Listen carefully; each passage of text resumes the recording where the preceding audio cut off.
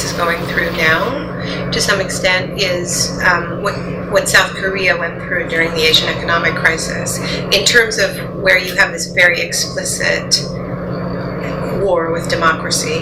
You know, because with South Korea, they were in the middle of an election, and the IMF forced all of the presidential candidates to sign that they would support the IMF agreement. So they nullified the elections, essentially. They said you can vote, but it's not going to matter, you're going to have the same deal, right? Because they were worried that the person they were negotiating with didn't have enough political power to enforce the deal, that he was going to lose the election.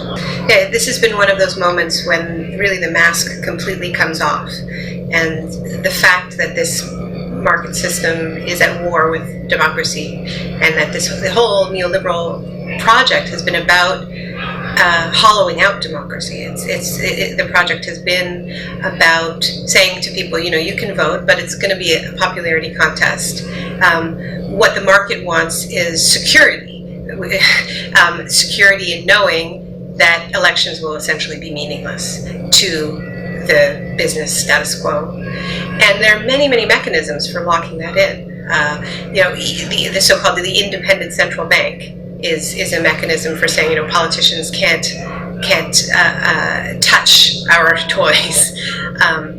And you know, in the shock doctrine, I write about this really coming out of Chile and the negotiated transition to democracy. When the Pinochet dictatorship ended, it ended in the way the Pinochet dictatorship wanted it to end. It was managed transition to democracy. And what the Chicago Boys talked about openly in this period was that they were trying to reinvent what democracy meant, and they referred to it as a technified democracy.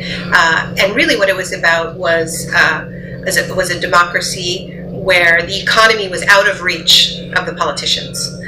And they used all kinds of constitutional mechanisms, in their case, to essentially make it impossible, either impossible or illegal, to change the rules, the economic rules of the game.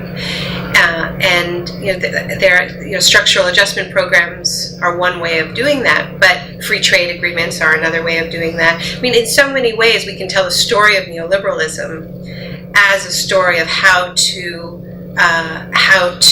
tie the hands of democracy, to tie it down so that it cannot exert the power to actually transform the economy.